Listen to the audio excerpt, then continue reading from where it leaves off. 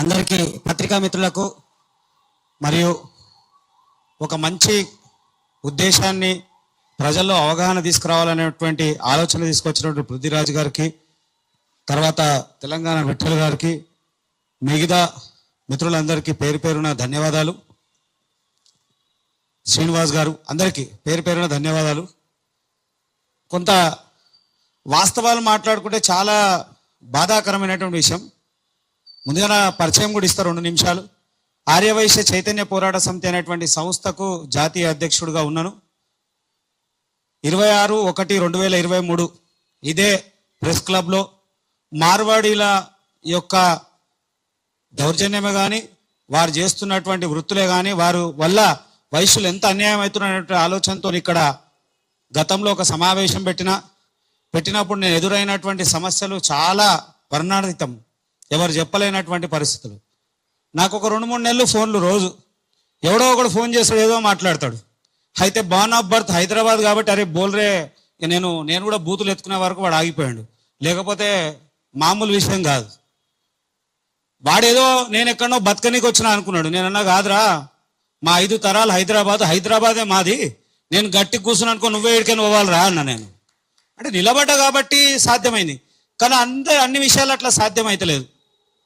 అయితే ఇక్కడ ఇంకో బాధాకరమైన విషయం ఏంటంటే, నేను ఆర్ఎస్ఎస్, బీజేపీ, ఇలా మా పార్టీ మమ్మల్ని వ్యతిరేకంగా మాట్లాడుతుంది. అరే ఇది ఎక్కడ దూరం రా నాయన?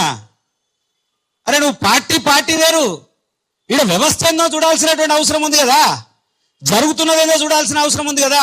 మేం కాదు, ఇంటెలిజెన్స్ రిపోర్ట్ తెప్పించుకో. అఫ్జల్గంజ్ పోలీస్ స్టేషన్లా కల్తీ దందా కిరాణా షాపుల మీద జరిగితే 97% మారోడోళ్ళు ఉన్నారు. అరే నీ అమ్మ, ఇంకేం కావాలి నీకు? ఇక అరే నీకు ఏం చేస్తున్నారో తెలుస్తలేదా? ఎట్లా దెబ్బతీస్తున్నారో తెలుస్తలేదా? అరే వైశ్యుల పరిస్థితి, నేను 2011 అక్టోబర్ 2 గాంధీ గారి స్ఫూర్తిగా మీలాంటి అంత మేధావులు, అంటే ఎవరెవరు సామాజిక వర్గం, తెలంగాణ ఉద్యమం చూసినా, అనేక ఉద్యమాలు చూసినా, అనేక కుల సంఘాలు చూసినా, కుల సంఘాలతో కూడా బీసీ సంఘాలతో కానీ, ఎస్సీ ఎస్టీ సంఘాలు కానీ, లేదా దళిత సంఘాలు అందరితో మంచి పరిచయం ఉన్నప్పుడు, మీ అందరితో నేర్చుకున్నప్పుడు నా జాతికి ఎందుకు చైతన్యం రావద్దనేటువంటి ఆలోచనతో అక్టోబర్ 2, 2011 ఆర్యవైశ్య చైతన్య పోరాట సమితి ఆర్థికంగా, విద్యాపరంగా, రాజకీయంగా ఎదగాలనేటువంటి ఆలోచనతో అప్పుడెప్పుడో స్టార్ట్ చేసినప్పుడు అనేక సమస్యలు ఎదుర్కొన్నప్పుడు నాకు ఊరూరు అర్థమైన విషయం ఒకటే, చాలా అత్యధికంగా వైశ్యులు నష్టపోవడానికి గల కారణాలు మేధావులకు 4 విషయాలు చెప్తా. వారు గ్రామీణ వాతావరణం నుంచి అయినా మళ్ళీ మీకు చెప్తా.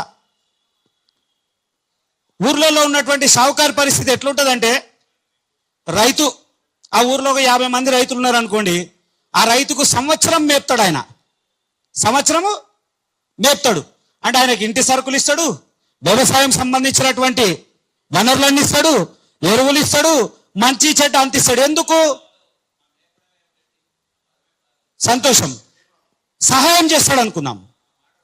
సరే సహాయం చేస్తాడు, మనం దాని తర్వాత కూడా మీరు చెప్పాలి సార్, అది కూడా మీరు నోట్ చేసుకోండి. సహాయం చేస్తున్నాడు ఎవరు? షావుకారి. ఎందుకు? ఆయన ఆశ 6 నెలలు కాగానే పంట వస్తే పంట మొత్తం నాకే తెచ్చిస్తాడు, అంటే ధాన్యం అంతా తెచ్చేయడము, దాని ద్వారా ఆయన 4 రూపాయలు సమకూర్చుకోవడము అనే వ్యవహారం నడుస్తూ ఉంది. కానీ ఏదో విపత్తు జరిగి పంట నష్టం జరిగితే, పంట నష్టం ప్రభుత్వం రైతుకి ఇస్తుంది, షావుకారికి ఇక అనొద్దు చిప్ప. ఎందుకంటే పంట నష్టం చాలా అరుదుగా ఉంటుంది, చాలా తక్కువ ఉంటుంది. ఆ తక్కువ పంట నష్టంలో షావుకారికి కట్టలేడు. ఒక్క రైతు నష్టపోతేనే ప్రభుత్వం పంట సాయం చేస్తే 100 మంది రైతులకు ఇచ్చినటువంటి షావుకారి ఊరిడిచిపెట్టి పారిపోయి అప్పుల పాలైపోయి హైదరాబాద్ అట్లా నగరంలో వచ్చి చిప్పలు కడుగుతున్నాడు. వాచ్మెన్ డ్యూటీలు చేస్తున్నారు, చిన్న ఉద్యోగాలు చేస్తున్నారు. ఏమాయరా అంటే పారిపోయిండు. ఎందుకు? వ్యవస్థ కదా. అరే అనేక కుటుంబాలు చూసినాం. ఏంది పరిస్థితి?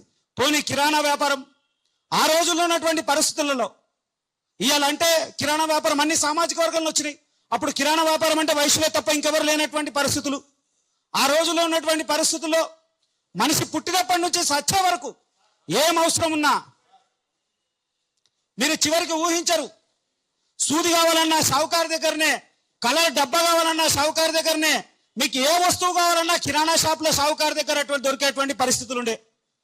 ఇవాళ ఎఫ్డిఐలు వచ్చి మారుమూల ప్రాంతాలకు కూడా, చిన్న పట్టణాలకు కూడా ఎఫ్డిఐ ద్వారా ఒక రకంగా నష్టపోతా ఉంటే మరో ఇదో రకంగా అసలు ఊహించినటువంటి నష్టం ఏంటంటే ఇలా మారుమూల ప్రాంతాల నుంచి కూడా వయసుల కిరాణా షాపులు మొత్తమే కనుమరుగైపోయినాయి. ఊరకు కూడా వాళ్ళు పాకిపోయారు. అప్పుడెప్పుడో పట్టణ ప్రాంతాలలో ఉండే ఇలా మారుమూల ప్రాంతాల్లో కూడా కిరాణా షాపులు వాళ్ళు వెలిసే వరకు అక్కడ కూడా దయలేనటువంటి పరిస్థితులు ఉన్నాయి. ప్రభుత్వం పరిష్కారం చూపేదు, సమాజము చూపేదు. మన ఇట్లా సమాజంని కూడా నిందిస్తున్నా. సమాజం కూడా ఎక్కడ కూడా మా దగ్గర కొంటున్నారు, మళ్ళా మా దగ్గర కొనరు. ఎందుకు కొనరు అంటే వాడు రూపాయి తక్కువ ఇస్తున్నా. రూపాయి ఎందుకు తక్కువ అంటే వాడు డూప్లికేట్ తయారు చేస్తాడు. డేట్ అయిపోయిన దానికి మళ్ళా కొత్త డేట్ వేస్తాడు. ఏదో నాసి రకమైనటువంటి సరుకులు తీసుకొచ్చి అమ్ముతున్న రూపాయి తక్కువ అనగా మళ్ళీ అందరటే. అరే వ్యవస్థ ఎటువైపోతా ఉంది? ఎవరు చేయాలి? ఎవరు ఆలోచించాలి? ఎవరు మాట్లాడాలి? ఇలా మారుమూల ప్రాంతంలో ఉన్నటువంటి వయసుల పరిస్థితి మరీ దారుణమైనటువంటి పరిస్థితి అయిపోయింది. మేము ఒక కిరాణా వ్యాపారాన్ని అదే మా కులవృత్తిగా పెట్టుకున్నటువంటి వ్యాపారం పూర్తిగా శూన్యం అయిపోయి ఇలా బతకలేనటువంటి పరిస్థితులు అనేక మంది ఏదైతే ఉన్నారో గుమాస్తాలు ఉద్యోగాలు చేస్తా ఉన్నారు, చిన్న చిన్న ఉద్యోగాలు చేస్తా ఉన్నారు, వలసపోయి ఇచ్చేస్తా ఉన్నారు. అసలు టిఫిన్ సెంటర్ల ప్లేట్లు కడుగుతా ఉన్నారు. మారుమూల ప్రాంతాలలో అయితే మరీ దరిద్రమైన పరిస్థితి వచ్చి హైదరాబాద్కి బతకనికి వచ్చి బతకలేని పరిస్థితులు అనేకమైనటువంటి కుటుంబాలు ఉన్నాయి. ప్రభుత్వం కార్పొరేషన్ అన్నం దాని మీద నిధులు ఇయ్యదు, స్థానికులకు అవకాశం ఇయ్యదు. వాడు వ్యాపారం ఏంటో చేస్తాడు, ఉద్యోగాలు కూడా మన ఇక్కడ వాళ్ళని పెట్టుకోడు. ఆ కిరాణా షాప్లో కూడా గుమాస్తలు ఎవరు ఉంటారంటే వాళ్ళ మనుషులే ఉంటారు. సరుకు నాణ్యమైన సరుకులే ఉండదు, ఆ ఉండే పరిస్థితి ఉండదు. మా అక్కడ కొనేవాడు మనోడు కూడా కొనడు. అరే ఎక్కడ పోతా ఉంది పరిస్థితి? మేధావులు అనేక మంది పెద్దలు ఉన్నారు. ఇలాంటి విషయాల్లో ప్రజల్లో చైతన్యం చేయాల్సిన అవసరం ఉంది. ప్రభుత్వాలు కదిలేయాల్సినటువంటి అవసరం ఉంది. చెప్పుకుంటూ పోతే అనేకమైనటువంటి బాధలు, ఈ కాగితం రాసుకున్న సరిపోయినటువంటి బాధలు ఉన్నాయి. అందరు ఉన్నారు కాబట్టి అందరు మాట్లాడాల్సిన అవసరం ఉందని చెప్తా ఉన్నా. మళ్ళీ కొంతమంది మాట్లాడుతూ ఉన్నారు, రోహింగ్యాలతో మాకేం పని, వాళ్ళకు మాకేం సంబంధము? మేము వాళ్ళని అన్నామా? ఇప్పుడు వాళ్ళని ఎవరు చూడాలి? ల్యాండ్ ఆర్డర్ చూస్తుంది, పోలీస్ డిపార్ట్మెంట్ చూస్తుంది, ప్రభుత్వం చూస్తుంది, దేశ రక్షణ చూస్తుంది. వాళ్ళు చూడాలి. మాకేం సంబంధం వాళ్ళకు మాకు? ముస్లింలు అరే ముస్లింలకు మాకేం సంబంధమయ్యా? మమ్మల్ని ఎవరు అన్యాయం చేస్తున్నాడు వాని గురించి మాట్లాడుతున్నాం మేడం. మేము వాడు అన్యాయం చేస్తాడు వాని గురించి కూడా మాట్లాడతాడు. దేశ రక్షణ వచ్చినప్పుడు రోహింగ్యాల గురించి మాట్లాడతాము. అనేక మతపరమైన సమస్య వచ్చినప్పుడు హిందువులంతా అయితే ముస్లింల మీద మాట్లాడతాము. కానీ ఏ అంశం మాట్లాడినా మళ్ళీ తీసుకొని వచ్చి అది సరైనటువంటి పద్ధతి కాదు. నిజంగా కూడా పార్టీలు, నాయకులు, మేధావులు అందరూ కూడా ఆలోచించాల్సిన అవసరం ఉంది. ఎవరిని వ్యాపారం చేయొద్దని అంటలేను, చేయమనండి వ్యాపారం, చట్టబద్ధమైనటువంటి వ్యాపారం చేయాలి. అట్లా చేయరు. దానివల్లనే ఇదంతా మారుమూల ఎక్కడి నుంచో ప్రాంతాల నుంచి వచ్చి పూర్తి నాణ్యమైన సరుకు అసలే ఉండదు. మళ్ళీ మన మీదనే దౌర్జన్యం. గజ్వేల్లో మన ఒక సంఘటన జరిగింది, జగిత్యాల ఒక సంఘటన జరిగింది, వరంగల్ ఒక సంఘటన జరిగింది. పోనీ ఎవరైనా మనోళ్ళు మాట్లాడితే మన మీదనే వాళ్ళు తిరుగుబాటు చేస్తా ఉన్నాడు.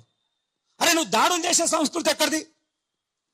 నువ్వు సమస్య ఉంటే పరిష్కరించుకోవడానికి స్థానిక పోలీస్ స్టేషన్ ఉంది, మాట్లాడు చెయ్యి. వాడు ఇక్కడనే వచ్చి మన పైసలే తిని మన దగ్గరనే అయ్యి బలిసి మన మీదే కొడితే ఎట్లా?